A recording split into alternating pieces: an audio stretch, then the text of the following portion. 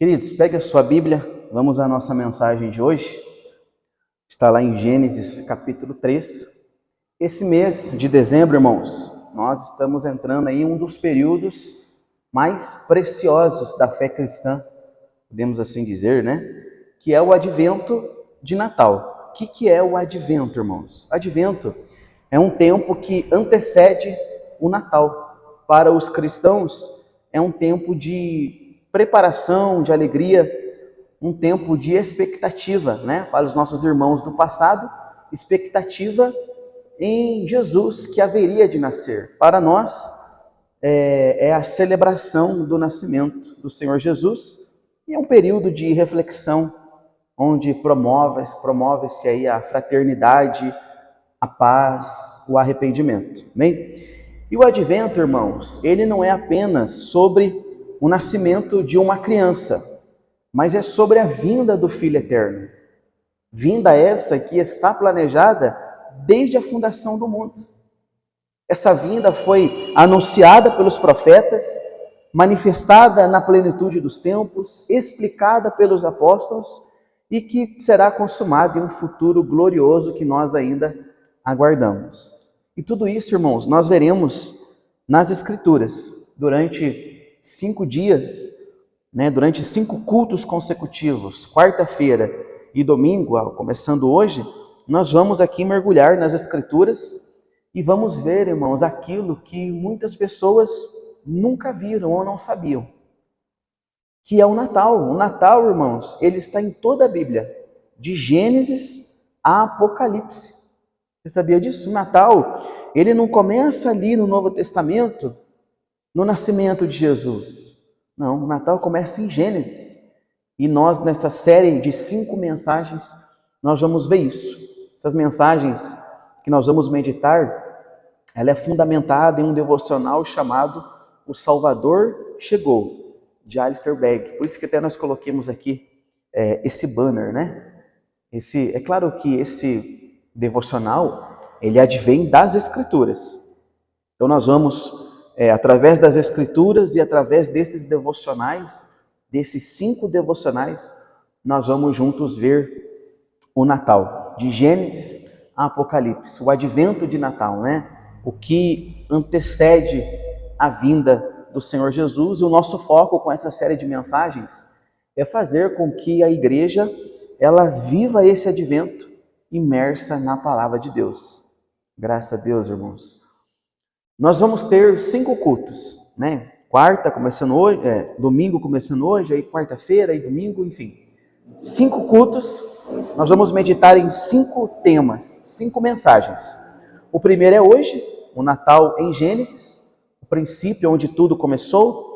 O segundo, que será na quarta-feira, o Natal nas profecias. Depois o terceiro, o Natal nos evangelhos. O Natal nas cartas apostólicas e o novo advento. Então, nós teremos aí essas 5 mensagens que nós vamos meditar durante esses 5 dias.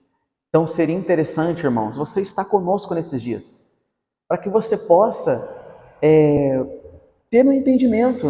Procure não perder, procure não deixar de vir na quarta-feira, nos próximos dias, no próximo domingo, para que você acompanhe conosco essas exposições, para que você venha aí junto conosco crescer nesse entendimento, tá bom?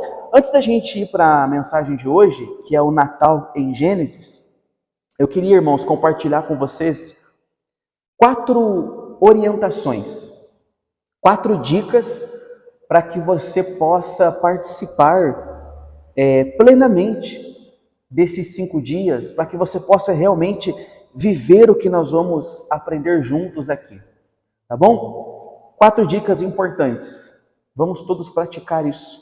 A primeira delas, faça o devocional todos os dias. Como nós falamos, essas mensagens, ela é baseada em devocionais que estão nesse livro aqui, O Salvador Chegou. É claro que as mensagens, os devocionais que estão aqui advêm das Escrituras, são inspiradas nas Escrituras. Então, nesse livro aqui, irmãos, existem 5 devocionais. 5 devocionais E por que é importante você lê-los? Porque, como nós falamos, as mensagens têm como base esses devocionais. Então, se você lê o livro, já vai preparar o seu coração para o que nós vamos pregar aqui. Então, nós não temos mais ele físico, mas se você deseja, inclusive os irmãos que nos assistem, se você deseja, você pode ter ele em PDF. Todos os dias vai ter um devocional aqui. E se você fizer todo dia certinho, até o final agora do mês de dezembro, você finaliza esse livro. Irmãos, deixa eu te fazer uma pergunta. Quantos livros você leu esse ano? Tem gente que tem dificuldade, não consegue ler. E aqui é simples, é um devocional todo dia e você vai ler um livro inteiro desse, que vai abençoar você, que vai acrescentar no seu conhecimento. Você vai ler ele em um mês. Então, primeira dica para que você possa viver o que nós vamos aprender juntos aqui, faça o devocional todos os dias, tá bom? Os irmãos que não têm, depois me procurem, que eu posso compartilhar com vocês aí em PDF, esse livro.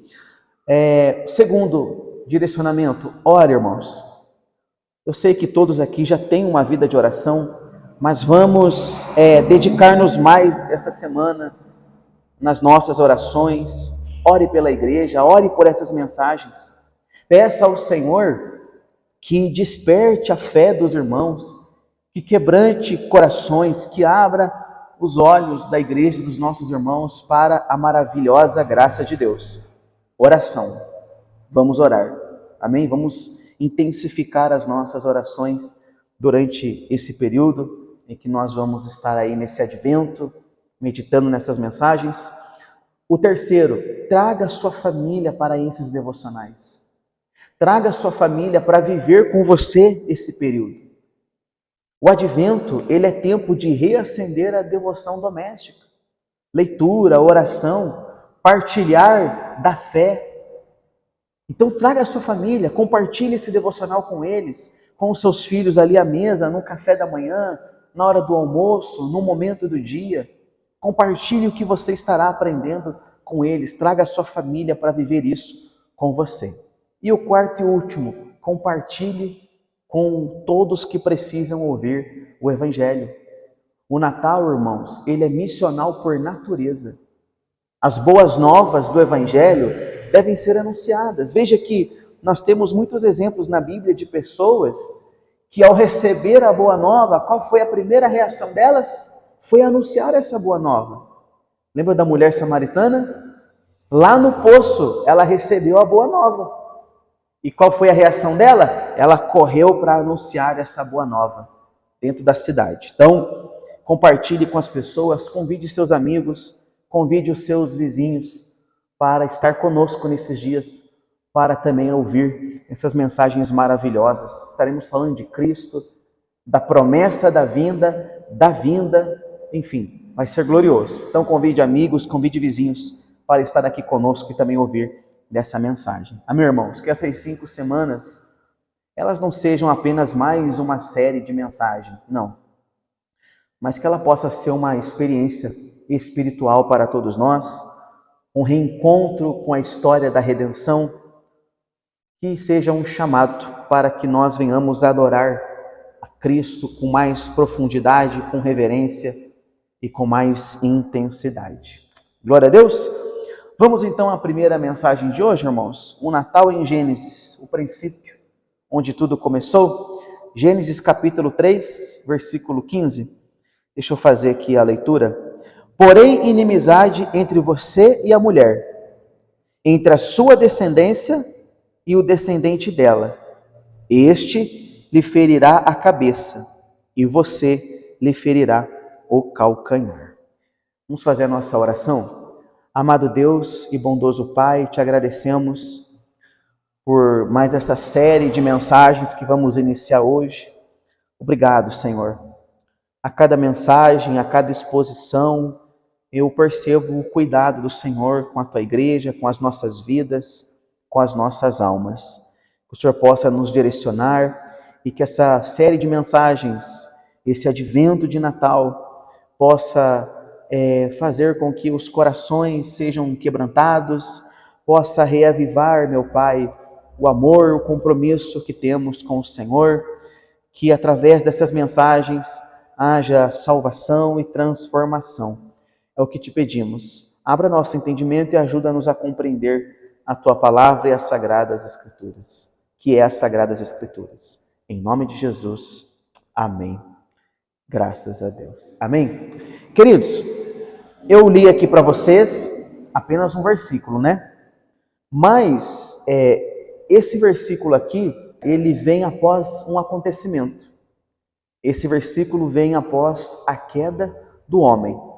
Se você ler o capítulo todo, capítulos anteriores, nós vamos ver que que Adão e Eva estavam ali no jardim, a Eva foi enganada, né, podemos assim dizer, pela serpente, depois ela foi lá, convenceu Adão a fazer a mesma coisa, a comer daquele fruto que Deus proibiu, ali eles desobedeceram a Deus, ali foi a queda do homem, e veio o juízo. Ali Deus falou para eles o que iria acontecer, né, com eles. O homem iria sofrer ali, né, do trabalho do rosto iria comer, a mulher iria sofrer ali as dores, né, ao parto, teria que se submeter ao marido, enfim. Está aqui todo o juízo após a queda. E aqui, nesse versículo em específico, nós vemos o Senhor falando com a serpente. Versículo 15 é o Senhor falando com a serpente, o que iria acontecer. Vamos fazer a leitura de novo? Porém, inimizade entre você e a mulher, entre a sua descendência e o descendente dela.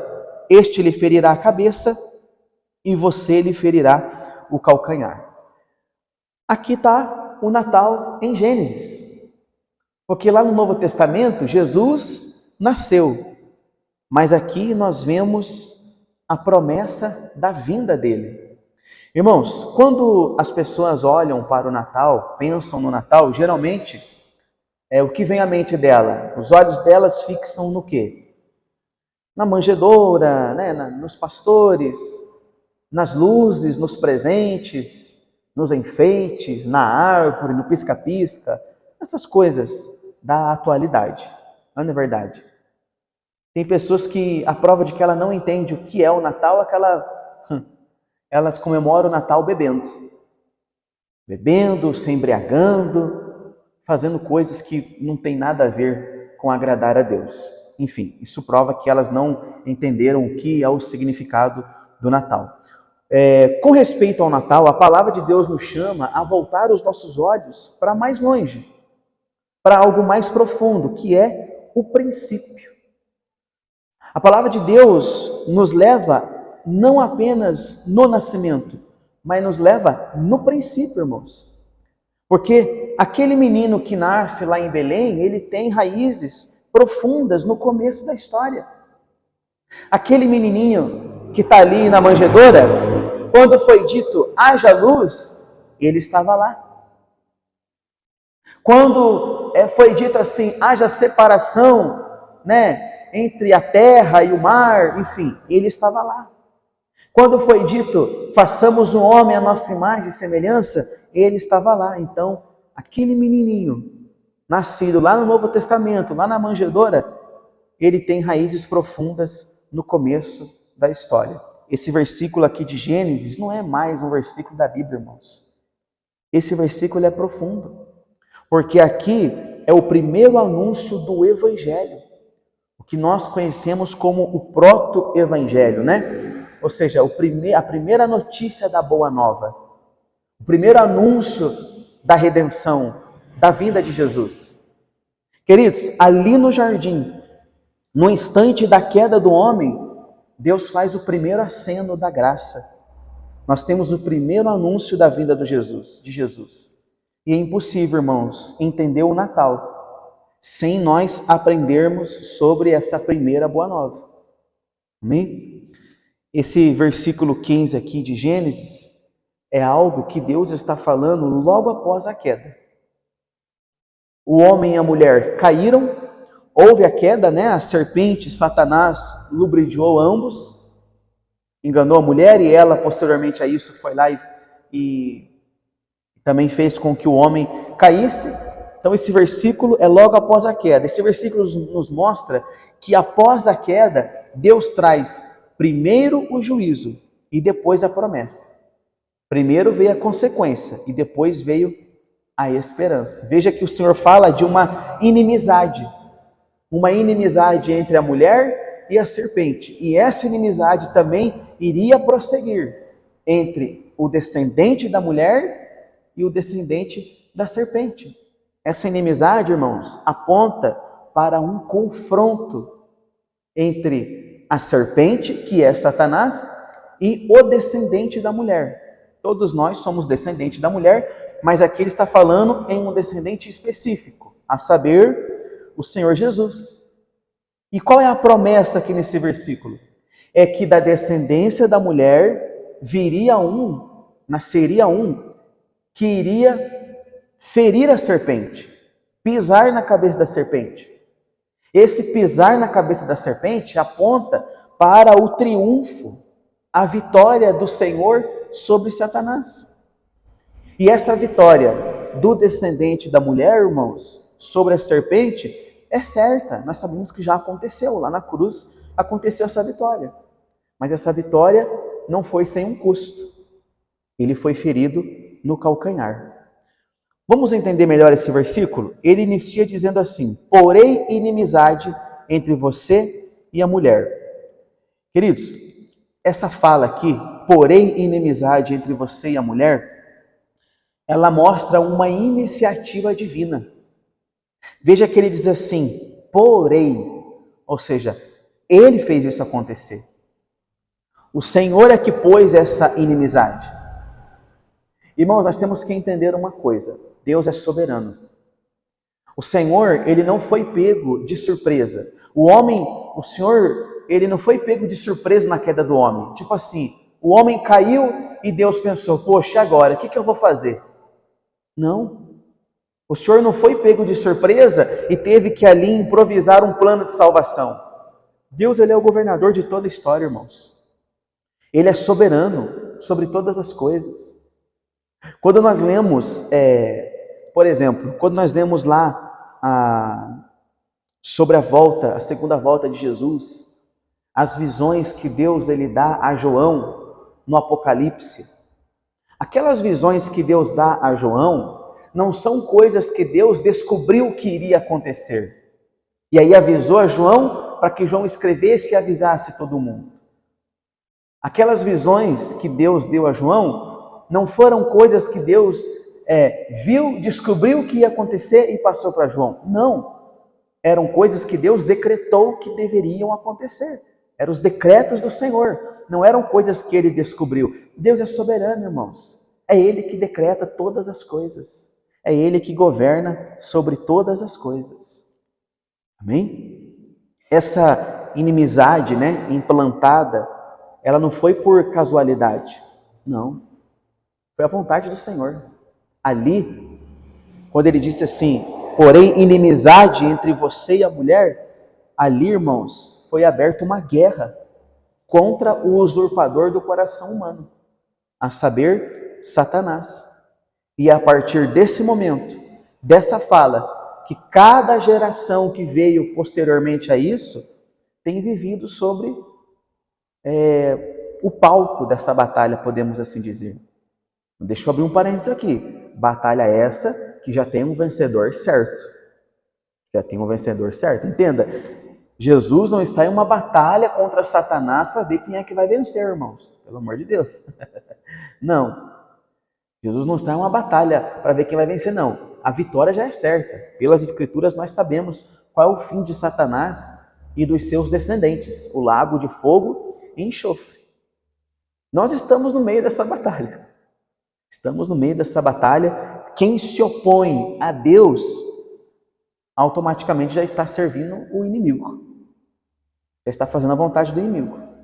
Amém? E quem é alcançado pela graça, quem é liberto por Cristo, passa a lutar ao lado de Deus nessa batalha, resistindo o diabo, obedecendo a Deus. Como que nós participamos dessa luta? Resistindo o diabo, obedecendo a Deus, resistindo ao pecado, anunciando o Evangelho.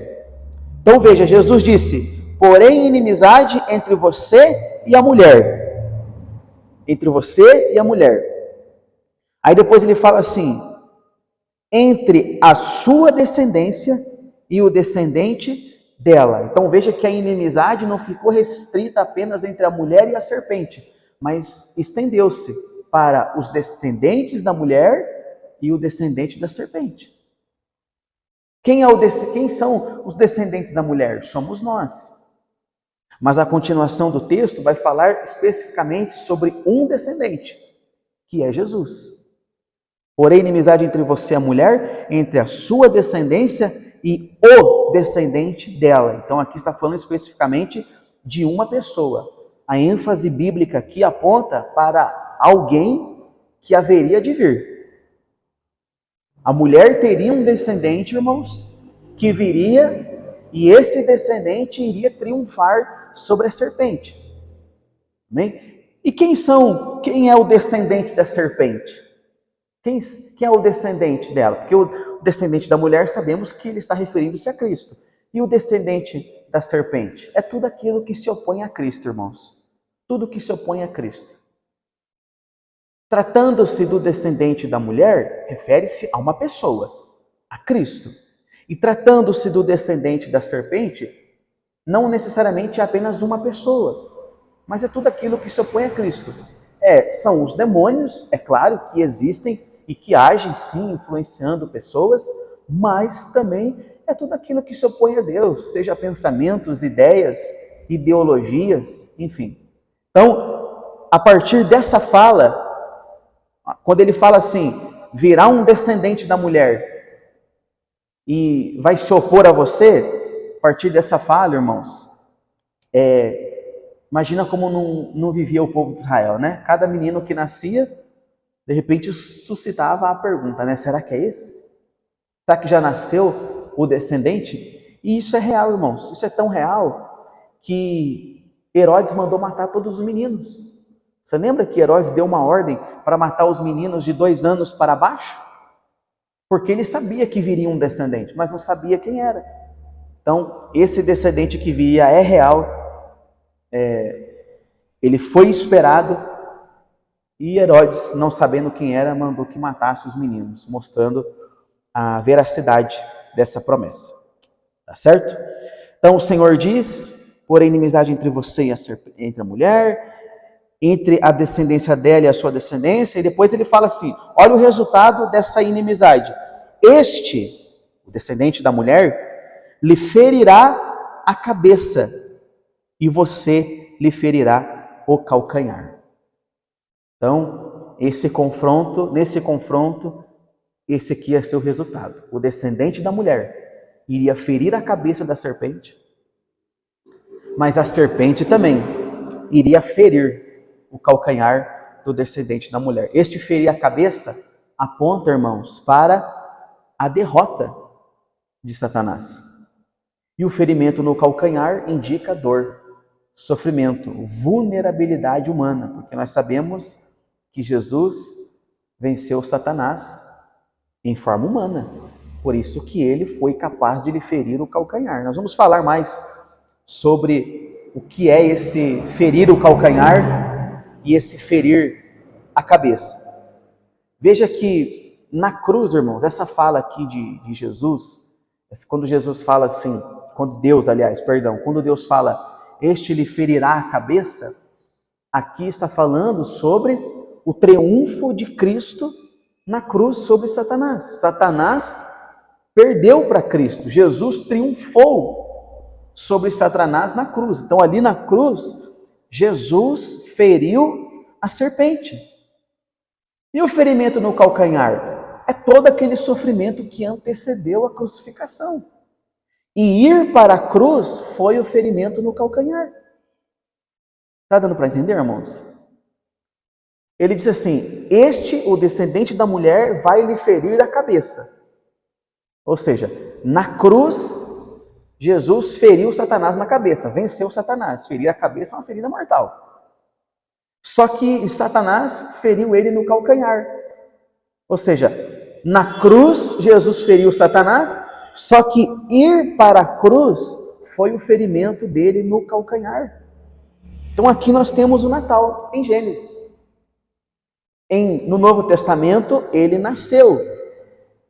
Mas antes de nascer, a sua vinda foi anunciada. A sua vinda foi anunciada.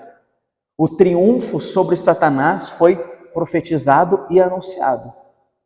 Mas nós vemos que essa promessa de triunfo, de vitória, teve um custo. O ferimento no calcanhar. Amém, irmãos? Então aqui em Gênesis, capítulo 3, versículo 15, nós temos o que antecede o Natal, o nascimento, a promessa de vinda, a profecia da vinda de Jesus. Bem, agora eu quero compartilhar com vocês, irmãos, algumas reflexões que nós temos aqui nesse texto. A primeira delas é a soberania de Deus e a iniciativa da graça.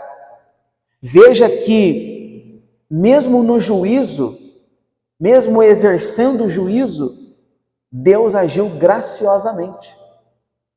Porque ele exerceu o juízo, ele penalizou, mas depois ele prometeu a salvação, através do descendente da mulher.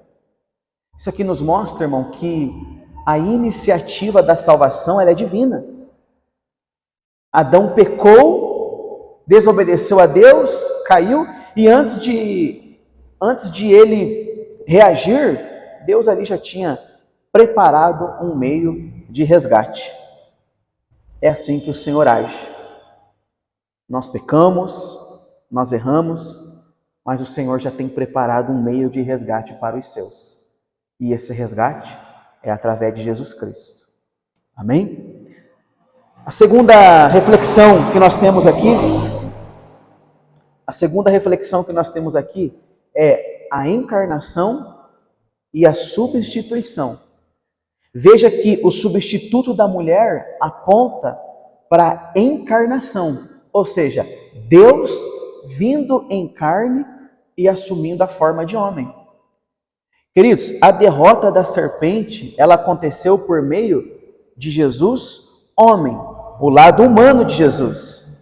Lado humano esse que agiu como nosso substituto. É o que nós conhecemos. É o que nós conhecemos na teologia como a doutrina da substituição penal. Ou seja, Jesus veio em carne, homem, despiu-se da sua glória para nos substituir e receber a pena que era para cada um de nós. Amém? Veja, irmãos, que a queda do homem não foi o capítulo final. Não, tudo já estava decretado como o Senhor queria que fosse. A queda do homem não foi o capítulo final, mas ali a queda foi o ponto inicial onde Deus inicia o plano de salvação, de restauração. Graças a Deus. O Natal, irmãos, ele não é um episódio único lá do Novo Testamento onde fala do nascimento de Jesus. Não. O Natal, ele é o cumprimento de uma promessa divina, da vinda de um homem que substituiria o nosso lugar, que venceria a serpente para poder nos dar a vida eterna. Glória a Deus. E a terceira reflexão que nós temos aqui é o vínculo entre o sofrimento e a vitória. Veja que nessa profecia da vinda de Jesus, a dor e o triunfo, elas andam juntas. Ele vai pisar a cabeça da serpente, mas ela lhe ferirá o calcanhar. Veja que até haveria triunfo, haveria vitória, mas junto haveria dor, haveria sofrimento. As Escrituras não prometem vitória sem sofrimento. A vitória do descendente da mulher veio, mas veio com sofrimento. Ele foi ferido no calcanhar. Amém, irmãos? Obviamente, isso aqui é um reflexo da nossa comunhão com Deus. O Senhor nos concederá a maior de todas as vitórias, a salvação eterna. Mas existe o sofrimento. Até nós alcançarmos essa promessa de estar na eternidade com Ele, nós temos que viver aqui nesse mundo, irmãos, passando pelas aflições. passando pelas lutas. Lembra que Jesus disse: no mundo tereis aflições. Se nem Jesus triunfou e obteve a vitória sem o sofrimento, como que com nós poderia ser diferente? Não estou falando que nós temos que sofrer, pagar preço para ser salvo. Nada disso. A salvação nos foi dada pela graça. Mas no momento que essa salvação nos alcança, nós cremos nisso, nós começamos a nos esforçar, a caminhar por um caminho estreito, em resposta a essa salvação, a negar o pecado, a negar a nós mesmos, a passar pelas aflições, as injustiças, as lutas, as dificuldades. Então há triunfo, há vitória, mas isso vem acompanhado de dor e sofrimento. A vida cristã, como nós falamos em alguns cultos atrás, ela não é um mar de rosas não, irmãos. É luta, é batalha, é dificuldade. No mundo tereis aflições, mas tenham um bom ânimo, porque eu venci o mundo. Amém? Quem entendeu a palavra de Deus? Você conseguiu identificar o Natal aqui em Gênesis? Você conseguiu identificar isso? O que antecede? Jesus nasce lá no Novo Testamento, mas aqui existe a primeira promessa da sua vinda. O descendente da mulher que viria com qual objetivo? Pisar na cabeça da serpente, triunfar sobre ela, ocupar o nosso lugar e nos conceder a vida eterna. Glória a Deus, meus irmãos. Que maravilha. Que bênção. Graças a Deus. Isso é graça. Isso é graça. E se não fosse a vinda do Senhor, se não fosse o Senhor despir-se da sua glória, fazer-se homem, tomar o nosso lugar, o que seria de nós? A humanidade estava perdida. Nós não estaríamos aqui, não seria possível essa comunhão que temos com o Senhor, mas a graça de Deus tornou tudo isso possível. Glória a Deus. Queridos, antes de finalizar essa mensagem, eu quero fazer algumas aplicações com vocês. Como que esse texto ele pode mudar a nossa vida hoje? Como que tudo isso que nós falamos pode mudar a nossa vida hoje? Entenda que esse texto ele nos traz segurança e esperança no presente. Irmãos, essa promessa ela foi feita muito antes de todos nós existirem. Quem é o mais velho aqui? Seu Francisco é o mais velho de todos nós aqui, hoje mais idade, né? Essa promessa foi feita muito antes de ele existir. Essa promessa foi feita. E se a promessa foi feita antes de nós, então ela não depende de nós, ela depende de quem a fez. Amém? Mesmo nós sendo todos os dias assediados pelo pecado, pela serpente, por Satanás, há um resgate que está em Cristo Jesus. Amém? Aqui nessa mensagem nós vemos que nós não somos órfãos diante do mal. Não somos órfãos, mas somos participantes do plano divino do Senhor, que é a salvação eterna. Glória a Deus. Isso se essa graça alcançou você. E isso se já chegou até você o conhecimento do descendente da mulher, a saber, Jesus Cristo. Nós vemos também, irmãos, nesse texto, o evangelismo como participação da promessa. Veja que ali em Gênesis ele fala de um Salvador que viria de uma mulher, de uma família humana. O evangelho, irmãos, ele é missional. Ele é missional por essência. Todas as pessoas que receberam a boa nova do evangelho, o que elas fizeram? Imediatamente, elas anunciaram essa boa nova do evangelho. O evangelho é missional. Todas as pessoas que viviam naquela época sabiam do Salvador que haveriam de vir e anunciavam o Salvador que haveriam de vir. E isso não mudou, irmãos. Nós temos que continuar anunciando essa promessa maravilhosa.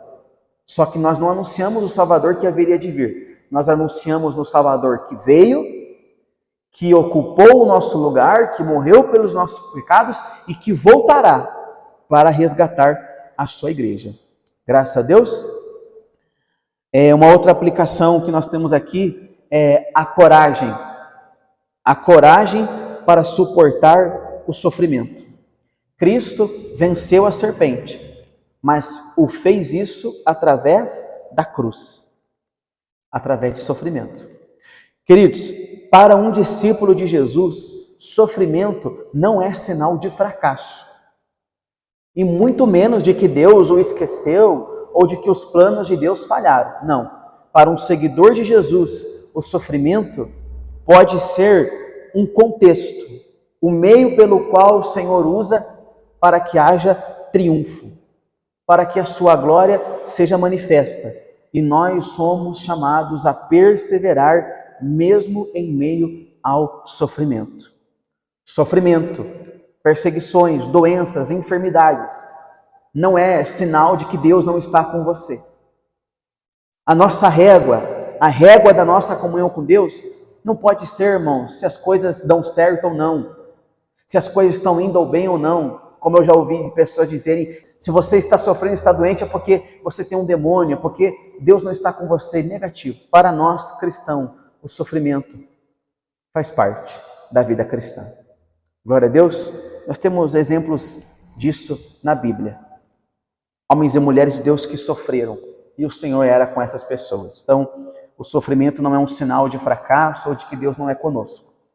Mas muitas vezes é por meio dele que acontece o triunfo, que a glória de Deus ela é manifesta. E por último, nós vemos aqui a santidade como uma resposta da graça. Se Deus tomou a iniciativa, se Deus cumpriu a promessa, então nossa gratidão deve se traduzir em obediência. A graça, irmãos, não nos alcança para que nós venhamos viver inertes. Não, a graça nos transforma. Então, em resposta a ser alcançado pela graça, nós anunciamos essa graça maravilhosa. Nós vivemos em oposição à serpente, lutando contra o pecado, anunciando o evangelho e obedecendo a Deus. Glória a Deus. Fiquem todos de pé, por gentileza. Queridos, essa palavra de hoje nos convida a crer na promessa. A crer na promessa. E não só crer, viver como alguém que foi alcançado por ela. E se você ainda não conhece o descendente da mulher que feriu a cabeça da serpente, a saber, Jesus Cristo, abra seu coração para que você o conheça, para que você torne-se participante desse plano glorioso de salvação. O Natal, irmãos, não é apenas uma memória. O Natal, ele é a apresentação do Salvador ao mundo. A apresentação do Salvador ao mundo. E o mundo deve confessar o pecado, depositar a sua fé em Cristo. Quando eu digo mundo, estou falando pessoas. As pessoas devem confessar os seus pecados, arrepender-se, depositar a sua fé em Cristo, para que possam fazer parte também da família dessa promessa, para que possam fazer parte também desse plano glorioso da salvação. Amém? E se você já é do Senhor, já pertence ao Senhor, então que esse advento, que essa mensagem, ele venha reaquecer a sua gratidão e renovar o seu compromisso de testemunhá-lo. Glória a Deus. Vamos orar, vamos agradecer a Deus e pedir ao Senhor que nos use para anunciar essa boa nova. Amém? Feche seus olhos.